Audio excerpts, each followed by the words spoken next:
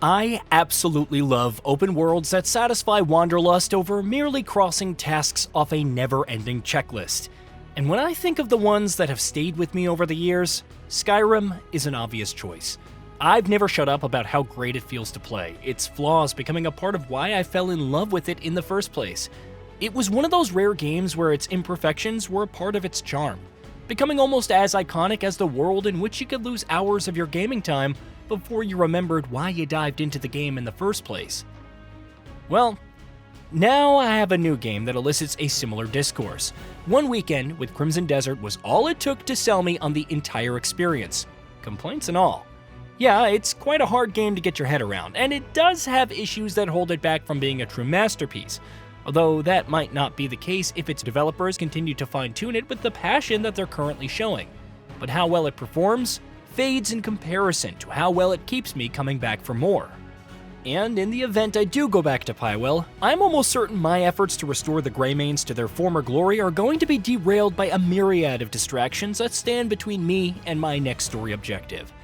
That's the Skyrim vibe right there, and I'm glad to have found another world that invokes the same sense of joyous discovery every time I get to explore it for a few hours. But how does Crimson Desert, a game that's seen a rather slow launch, manage to reproduce the magic of a title that's far more popular? Well, I'm glad you asked. Let's get right to it. Worldly temptations. There's something that both Pywell and Skyrim have in common, and that's their ability to make you forget that there was an important story beat that you were on your way to. It's insane how both worlds can manage to draw you away from what you intended to do and have you so deeply invested in something else you barely notice the time going by. There are so many examples of this in Skyrim that I'd need a whole evening to tell you about them, but I'm just going to stick to my personal favorites for this one. Let's begin with Blackreach. I never thought a simple quest could lead me towards an enormous underground cavern so large it felt like an entire map all by itself. But of course, Blackreach's size isn't the only thing memorable about it. Hitting that orb outside the debate hall is firmly among my all-time favorite moments in my 2.5 decades of gaming. That first meeting with Volthuriel leaving me slack-jawed enough that I probably took a break just to let myself calm down before I took him on. Blackreach is a great example of how Skyrim instills a sense of awe and makes great use of the wonder of discovery in open-world games. And then there's the Frostflow Lighthouse. What looked like a mildly interesting coastal landmark became a full-fledged investigation into what befell Ramati and Habd, a couple whose interest in the place led to their tragic demise. It led to the Frostflow Abyss, a location in which I spent way too long fending off Falmers and Charis before I realized I'd forgotten something important that I was meant to be doing. The lighthouse meant to be only a short detour. Crimson Desert has managed to pull off a similar feeling of small adventures becoming hours of entertainment in which you're so completely involved. It's hard to keep track of or even care about your camp on Howling Hill. Take the bell towers, for example. They're not only a callback to Assassin's Creed, but the way that they reveal just enough about the surrounding landscape without explicitly telling you what you could find is a great way to find new ways to enjoy the game. They're across all major locations, and tracking them down opens up so many new avenues for you to write some very memorable stories. Take Arborea Castle, for instance. I thought I was indulging my love for well-made castles and video games when I first stepped into it. About an hour and a half later, I put down my controller and just thought about the multi-stage puzzle that unfolded in front of me. I was yet to make sense of its cultivation rooms, conveyor belts, and its entire industrial setup, and that was okay. I knew I had a whole evening to sort through it. Every abyss, crescent, or secret location in the game is similarly hidden away, just waiting for you to discover and engage with it for hours on end. I'm not forgetting how simply pushing against a mural on a cave wall led me to a puzzle that required I visit 3 different locations, and how looking for the solutions had me up way past my bedtime, or wondering what would happen if I were to try stabbing past a waterfall only to find that my hunch was right, and to be rewarded with some cool gear in the process. Both Skyrim and Pywell are places that gently push you away from sticking to the main path, and the stuff that you're likely to find along the way could have you traveling halfway across the world before you remember why you were there in the first place.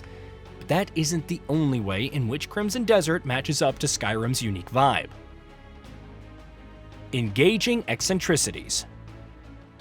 Looking at Crimson Desert from a critical lens, it would be easy to admit that it does have its flaws, objectively, and all that, But then again, so does Skyrim. That one was a game in which you could run up to a mountain on foot if you couldn't be bothered with sticking to the main roads. Your horse was similarly empowered to race along slopes that it had no business soaring along. Were the imperfections kind of immersion breaking? For sure, but were they also a part of the game's charm? Yeah. I'm not going to forget Frostflow on the exploits, where keeping a cellar door locked and aggroing enemies on the other side was a great way to level up your sneak ability. Why didn't the Cherusis on the other side think to break the door down and hunt down the Dragonborn who so foolishly disturbed them?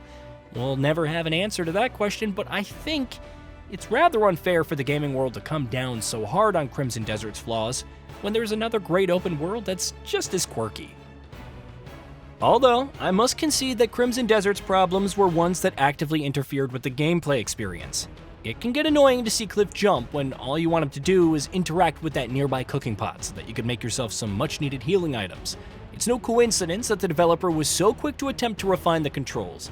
It was an acknowledgement that there were some quirks that could actively derail players trying to have a good time in a sprawling digital fantasy setting. The inventory situation was another issue that I found hard to ignore, and another one that the developers have addressed with blinding speed. And yet, had already found ways to cope with an inventory that filled up almost constantly. However, it's easy to see how that could cause friction for players who just want to pick up all the loot they find and hoard until they roll the credits. Or Pywell fades into myth. But despite those issues, Crimson Desert found players willing to defend it as resolutely as Cliff stood by his fellow comrades. Its flaws became part of why it was special, encouraging its players to find their own ways to deal with them that went past getting good to build an online presence that fostered communities devoted to teasing out the maximum possible value from Pywell. Those annoying puzzles, which players were quick to call intuitive, somehow managed to become a part of life in Pywell. And my fellow Greymanes in the real world didn't care about how annoying they could be in the slightest. It's rare to see what would otherwise be considered nonsense manage to bring a game's players together in the way that Skyrim and Crimson Desert has.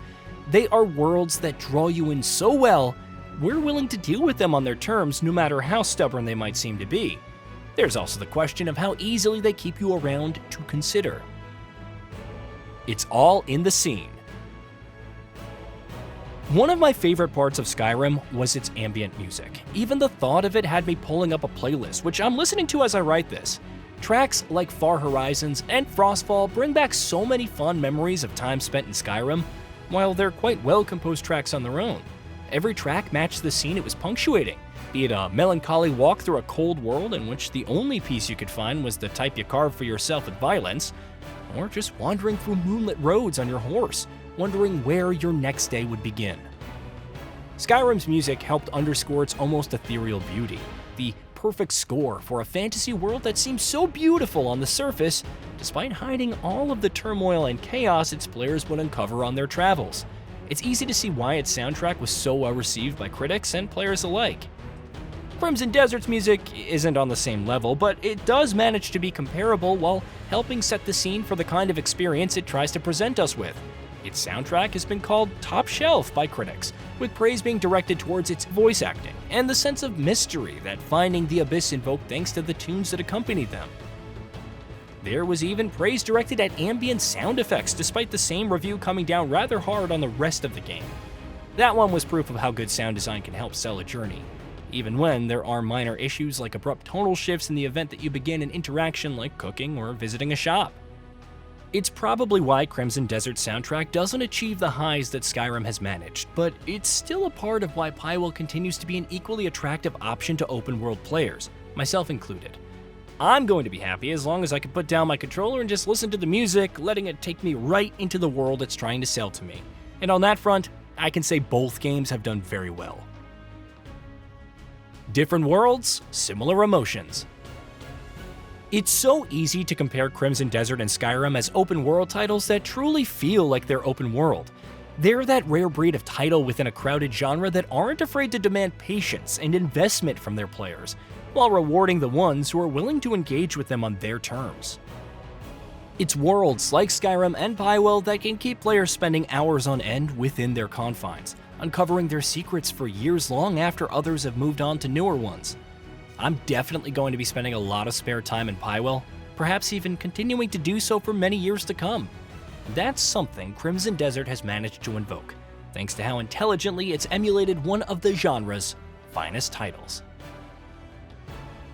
Hey, did you know that we at GamingBolt upload new videos every day? Stick around, drop a like, subscribe, and hit that bell. And let us know what kind of content you'd like to see in the future with a comment below.